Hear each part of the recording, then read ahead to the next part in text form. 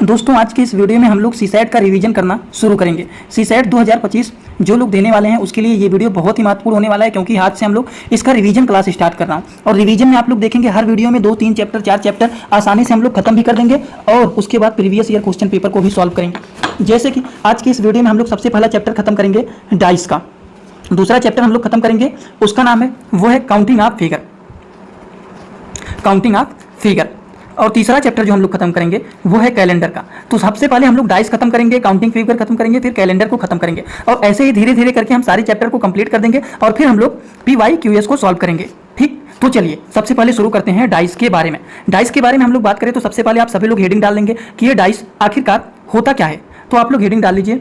अगर हम लोग डाइस की डिफिनीशन के बारे में समझें कि आखिरकार ये डाइस आखिरकार होता क्या है, देखिए डाइस जो होता है ये क्या होता है। डाइस को हिंदी भाषा में बोलते हैं पासा। इसके डिफिनीशन के बारे में बात करें तो in the dice one surface is opposite one surface, एक सरफेस के अपोजिट भी कोई एक सरफेस होगा। ठीक, और क्या कह रहा है, जिसके चारों तरफ 4 सरफेस होंगे जिसको एडजेसेंट सरफेस बोला जाता है। समझ में आ गया। आप लूडो खेलते होंगे तो उसमें देखेंगे टोटल 6 नंबर होते हैं, एक के अपोजिट भी एक सरफेस होगा और इनके चारों तरफ भी एक एक सरफेस होते हैं, जो कि 4 सरफेस ये होगा और 2 सरफेस एक ऊपर और एक नीचे, टोटल 2। तो 4 2 कितने हो जाएंगे, टोटल 6 सरफेस होते हैं, जिसको हिंदी भाषा में पासा बोला जाता है और इंग्लिश में डाइस बोला जाता है।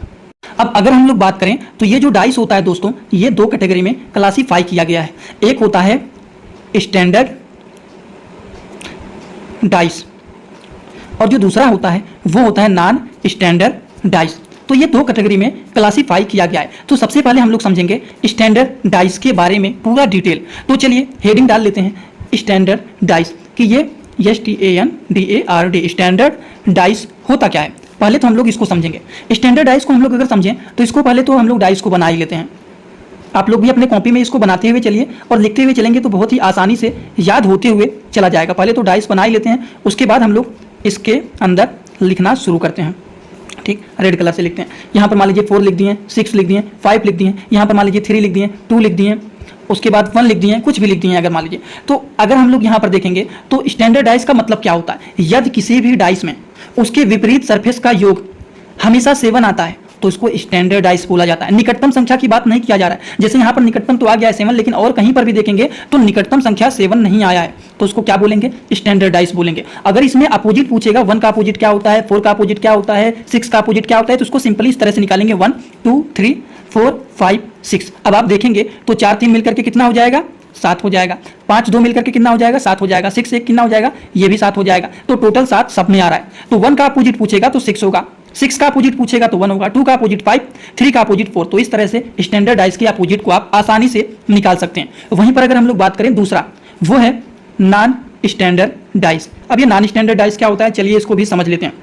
इसके लिए भी हम लोग पहले 3 पासा को बना लेते हैं, जिसको हिंदी भाषा में डाइस को पासा बोला जाता है। आप अपने कॉपी में आसानी से बना लेना, क्योंकि हाथों से ही मैं बना रहा हूं तो थोड़ा सा अच्छे से नहीं बन रहा होगा। आप लोग सोच सकते हैं जब हाथों से बनाएंगे तो कैसा बनेगा। ठीक, तो यहाँ पर मान लीजिए हमने लिख दिया 2 लिख दिया, 5 लिख दिया, 3 लिख दिया, यहाँ पर मान लीजिए 5 लिख दिया, 4 लिख दिया, 3 लिख दिया, यहाँ पर मान लीजिए 6 लिख दिया, 1 लिख दिया, 5 लिख दिया। तो नॉन स्टैंडर्ड डाइस क्या कहता है, यदि किसी भी डाइस में किन्हीं 2 एडजेसेंट सरफेस की संख्या का योग 7 होता है, 7 आता है, तो उसको क्या बोलते हैं, उसको नॉन स्टैंडर्ड डाइस बोलते हैं। उसने स्टैंडर्ड डाइस में अपोजिट में बोला था, लेकिन इसमें किसी निकटतम संख्या का योग, किसी निकटतम सरफेस का योग अगर 7 आता है, जैसे कि आप लोग यहाँ पर देखिए 6 and 1 कितना हो जा रहा है, 7 हो रहा है। 4 and 3 कितना हो रहा है, 7 हो रहा है। 5 and 2 कितना हो रहा है, 7 हो रहा है। तो अगर निकटतम सरफेस की संख्या 7 आता है तो उसको नॉन स्टैंडर्ड डाइस बोला जाता है। अब आप लोगों को डाइस में 3 ऐसे गोल्डन रूल के बारे में बताने वाला हूं। अगर आप लोगों ने ये तीनों रूल को अच्छे से पढ़ लिया तो कभी भी आप डाइस के कोई भी क्वेश्चन ऐसा नहीं होगा जिसको आप आसानी से सॉल्व नहीं कर पाएंगे। इसमें आपका पहला जो रूल है वो है एडजेसेंट, ADJAUSENT एडजेसेंट रूल, और दूसरा जो रूल है वो है कॉमन रूल, और जो तीसरा रूल है वो है rotational rule, ROTATIONAL rotational rule. तो आज आप लोगों को ये तीनों रूल के बारे में इतने अच्छे से बताऊंगा कि कभी भी कोई भी क्वेश्चन अगर डाइस में आता है तो मेरा 100% गारंटी है आप कभी भी क्वेश्चन को छोड़ करके नहीं आएंगे। तो सबसे पहले रूल के बारे में चलिए हम लोग समझते हैं और हेडिंग डालते हैं। सबसे पहला रूल क्या है, ADJASENT एडजेसेंट रूल। आप लोग भी अपने कॉपी में हेडिंग डालते हुए चलेंगे तो बहुत ही अच्छा आप लोगों का रिवीजन होता हुआ चला जाएगा। अब एडजेसेंट रूल क्या कहता है? एडजेसेंट रूल कहता है कि जो संख्या निकटतम होता है वह कभी भी अपोजिट नहीं हो सकता है। जैसे कि एग्जाम्पल की बात करें हम लोग, सबसे पहला तो हम लोग एक डाइस बनाते हैं। एक डाइस मान लीजिए ये हो गया और एक डाइस मान लीजिए ये हो गया। इसमें मान लीजिए हम लोगों ने लिखा 2 4 5, इसमें मान लीजिए हम लोगों ने लिखा 3 4 6। तो ये क्या कर रहा है? इसमें पूछ रहा है opposite in the dice opposite to the 4, मतलब 4 का अपोजिट क्या होगा, यहां पर ये पूछ रहा है। अब देखिए यहीं से क्वेश्चन आपका शुरू हो जाएगा। एडजेसेंट रूल में ये पहला जो क्वेश्चन है, यहां पर सवाल आ गया कि 4 का अपोजिट बताना है इन दोनों डाइस में। अब आप कैसे बताएंगे? आपको 2 रूल पहले ही बता दिया हूं, एक स्टैंडर्ड डाइस, दूसरा नॉन स्टैंडर्ड डाइस, और इन्हीं पे ये क्वेश्चन लगेंगे। 4 3 कितना हो गया? 7 हो गया। 5 2 कितना हो गया? 7 हो गया। तो ये किस फार्मूले पर बैठ रहा है? ये नॉन स्टैंडर्ड डाइस के फार्मूले पर बैठ रहा है, क्योंकि निकटतम सरफेस की संख्या कितना आ रहा है। तो दोस्तों अगर देखा जाए तो यहाँ पर 4 3 7 हो गया, 5 2 7 हो गया, तो नॉन स्टैंडर्ड डाइस के फार्मूले पर बैठ रहा है। लेकिन पूछा गया है यहाँ पर 4 का अपोजिट क्या होगा। तो इसके लिए हम लोग क्या करेंगे? इसके लिए हम लोग सिंपली लिख देंगे 1 2 3 4 5 6, 6 अंक हम लोग लिखेंगे। एडजेसेंट रूल कहता है कि कभी भी जो संख्या निकटतम होती है वो कभी भी अपोजिट नहीं होता है। तो यहाँ पर 5 लिखा गया है, यहाँ पर 4 लिखा गया, यहाँ पर 2 लिखा गया है। तो देखिए 5 भी है, 4 भी है, 2 भी है कि नहीं है? यहाँ पर देखिए 6 है, 3 है, 4 है, 6 भी है, 3 भी है और 4 भी है। लेकिन आप देखेंगे 1 नहीं है कहीं पर।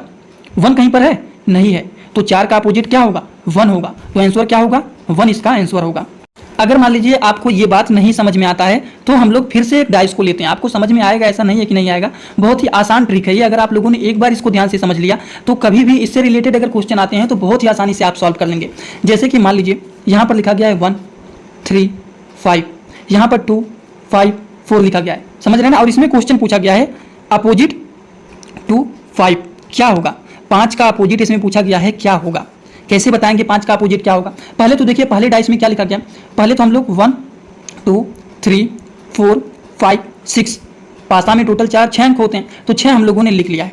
उसके बाद कलर को चेंज करते हैं। देखिए इसमें क्या है? 1 3 5 है, 1 3 5 है। दूसरे वाले में क्या है? 5 4 2, तो 5 पे तो टिक लग ही गया है, 4 पे लगा लेता हूँ और 2 पे लगा लेता हूँ। बचा हुआ संख्या क्या है? बचा हुआ संख्या जो है वो है 6। तो 5 के अपोजिट को अगर पूछा गया है तो इसका आंसर क्या होगा? 6 होगा। तो आसानी से आप निकाल सकते हैं कि 5 का अपोजिट पूछा गया है तो 5 का अपोजिट 6 होगा और यही होगा इसका आंसर। इसी तरह से एक क्वेश्चन और आप लोगों को बता देता हूं जिससे आप हमेशा के लिए आपको ये याद हो जाएगा और आप कभी भी नहीं भूलेंगे। अच्छे से डाइस को आप लोग बना लेना अपनी कॉपी में, ठीक। एक और सॉल्व कर लेते हैं, अच्छा लग रहा है सॉल्व करने में। जिन लोगों को समझ में आएगा कमेंट बॉक्स में जरूर बताना। जैसे कि मान लीजिए ये है ए, ये है सी, ये मान लीजिए एफ है, यहाँ पर ये है एफ, ये है डी और ये है ई, ठीक। और यहाँ पर क्वेश्चन में पूछा गया है कि बताना है अपोजिट ऑफ एफ, एफ का अपोजिट क्या होगा। तो 6 अंक का पासा होता है तो ए बी सी डी 6 अंक तक लिखेंगे। A B C D E F बन गया ना 6 अंक का। अब हम लोग क्या करते हैं देखते हैं। इसमें क्या है? ए सी एफ, तो ए सी एफ है। इसमें देखेंगे ई एफ डी, ई कर लेते हैं, एफ पे ऑलरेडी लगा हुआ है और एफ कहाँ है? एफ पे लगा हुआ है डी, ई एफ डी हो गया। बचा हुआ क्या है? बी है, ठीक। तो अगर देखा जाए तो बी बचा हुआ है, बी कहीं पर भी नहीं है, तो एफ का अपोजिट जो होगा वो होगा बी। तो इसका आंसर क्या होगा? इसका आंसर जो होगा वो होगा बी, एफ का अपोजिट बी है। ये पूरी की पूरी कहानी हो गई एडजेसेंट रूल के बारे में। अब हम दोस्तों बात करने वाले हैं दूसरे रूल के बारे में, और दूसरा रूल क्या है? वो है कॉमन रूल। कॉमन रूल तो बहुत ही आसान है, आप लोगों ने अगर एडजेसेंट रूल समझ लिया तो कॉमन रूल तो एकदम आसानी से आप समझ लेंगे। इसमें कहता है जब डाइस में 2 नंबर सेम होते हैं तो बचे हुए हमेशा एक दूसरे के अपोजिट होते हैं। जैसे कि हम डाइस बना ही लेते हैं, ये मान लीजिए एक डाइस है, ये मान लीजिए एक डाइस है, 2 डाइस हम लोगों ने बना लिया है। अब यहाँ पर मान लीजिए लिख दिया 4 3 5, यहाँ पर लिख दिया 3 5 6। अब देखिए कॉमन रूल कहता है कि जब डाइस में 2 नंबर सेम होते हैं तो बचे हुए हमेशा एक दूसरे के अपोजिट होते हैं। अब इसका मतलब क्या हुआ? 5 और 3 यहाँ पर भी है, 5 और 3 यहाँ पर भी है। और इस क्वेश्चन में पूछा गया है कि 6 का अपोजिट क्या होगा। तो 6 का अपोजिट बचा हुआ संख्या होगा। यहाँ पर 6 बचा हुआ है, यहाँ पर 6 बचा हुआ है, यहाँ पर 4 बचा हुआ है, तो 4 का अपोजिट 6 होगा, 6 का अपोजिट 4 होगा। तो आंसर अगर हम बात करें कि इसका आंसर क्या होगा तो आंसर 4 होगा, कि 6 का अपोजिट 4 होगा। अभी भी अगर आप लोगों को नहीं समझ में आया तो एक क्वेश्चन को और हम लोग देख लेते हैं। एक क्वेश्चन हम लोग चलिए और सॉल्व कर लेते हैं। जैसे कि मान लीजिए दूसरे क्वेश्चन को देख लेते हैं हम लोग, छोटा कर लें इसको।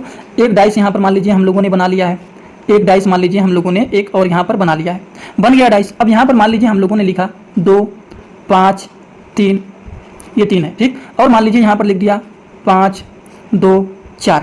अब देखिए एडजेसेंट रूल क्या कहता है कि यदि डाइस में दो नंबर सेम होते हैं तो वो हमेशा एक दूसरे के जो बचे हुए रहते हैं अपोजिट होते हैं। इसमें पूछा गया है 3 का अपोजिट क्या होगा क्वेश्चन में। तो पहली बात तो देखिए 5 2 और 5 2 कॉमन है, तो बचे हुए हैं 3 और 4। तो 3 का अपोजिट क्या होगा? आंसर 4। बहुत ही आसान है कॉमन रूल आपका। अब आते हैं अपने तीसरे रूल के बारे में। तीसरा रूल भी बहुत ही आसान है, उसको भी हम लोग समझ ही लेते हैं कि तीसरा रूल क्या कहता है। तीसरे रूल के बारे में अगर हम बात करें तो उस रूल का नाम है ROTATIONAL, रोटेशनल रूल। अब ये रोटेशनल रूल क्या कहता है? रोटेशनल रूल कहता है यदि डाइस के दो डायग्राम के केवल एक संख्या सेम होते हैं तो उसको घड़ी की दिशा में घुमा करके आंसर को निकाला जाता है। जैसे कि पहले एग्जाम्पल को लेते हैं। अगर मान लीजिए ये एक डाइस है और यहाँ पर मान लीजिए ये भी एक डाइस है, ठीक। इसमें मान लीजिए लिखा गया है 2 6 1, इसमें मान लीजिए लिखा गया है 6 3 4। तो क्या कह रहा है रोटेशनल रूल कि यदि मान लीजिए किसी भी डाइस में, यदि डाइस के दो डायग्राम अगर डाइस का बना हुआ है उसमें केवल एक संख्या सेम होता है तो उसको क्या करते हैं? घड़ी की दिशा में घुमा करके आंसर को निकालते हैं। जैसे कि यहाँ पर देखेंगे 6 कॉमन है, यहाँ पर भी 6 आया हुआ है, दोनों जगह 6 आया हुआ है, तो इसको हम लोग घड़ी की दिशा में घुमाते हैं तो लिखेंगे 6 1 2। फिर इसको भी घड़ी की दिशा में घुमाइए तो इसको हम लोग कैसे लिखेंगे? इसको हम लोग लिखेंगे 6 3 4। और इसमें क्वेश्चन में पूछा गया है कि एक का अपोजिट क्या होगा। अगर एक का अपोजिट पूछा है तो एक का अपोजिट 3 होगा, दो का अपोजिट पूछता तो 4 बता देते हैं, ठीक। तो सिंपल, अगर एक का अपोजिट पूछा है तो एक का अपोजिट कितना होगा? 3 होगा। बहुत ही आसानी से आप निकाल सकते हैं। तो इसका आंसर जो होगा वो होगा 3। बात समझ गए? तो ये भी बातें हम लोगों ने समझ लिया। एक एग्जाम्पल और ले लेते हैं। एक एग्जाम्पल अगर हम लोग और समझें तो देखिए, जैसे कि मान लीजिए ये है डाइस और एक ये भी है डाइस, ठीक। इसमें मान लीजिए हम लिख देते हैं 3 5 4, दूसरे में लिख देते हैं 5 2 1। तो अगर देखेंगे तो दोनों डाइस में एक चीज कुछ कॉमन दिख रहा है, यहाँ पर भी 5 है, यहाँ पर भी 5 है। दोनों जगह अगर डायग्राम में एक चीज कॉमन दिख गया तो तुरंत इसको घड़ी की दिशा में घुमाएंगे। जैसे कि पहले क्वेश्चन क्या पूछा है वो भी जान लीजिए। पूछा गया है कि 4 का अपोजिट क्या होगा, अब आंसर निकालना है। तो इसको घड़ी की दिशा में घुमाइए 5 4 3, फिर इसको भी घुमाइए, इसको लिखेंगे 5 2 1। पूछा गया है क्वेश्चन में कि 4 का अपोजिट क्या होगा, तो इसका आंसर निकल के चला आया 2। 4 का अपोजिट क्या होगा? 2 होगा। 3 का अपोजिट क्या होगा? 1 होगा। बहुत ही आसानी से आप इसको निकाल सकते हैं। तो आज का ये पहला क्लास है, इसीलिए थोड़ा सा बहुत ही अच्छे से समझाने की कोशिश किया हूँ। शायद आप लोगों को समझ में आया होगा। आज का वीडियो यहीं पर खत्म करते हैं। देखते हैं अगर आपका रिस्पांस सही रहता है तो बहुत जल्द आप लोगों को ये अच्छे से कवर करवा दूंगा। लेकिन सपोर्ट करना, ज़्यादा से ज़्यादा शेयर करना, समझ में आए तो कमेंट बॉक्स में जरूर बताना, तभी मैं इस सीरीज को आगे बढ़ाऊंगा। Thank you so much.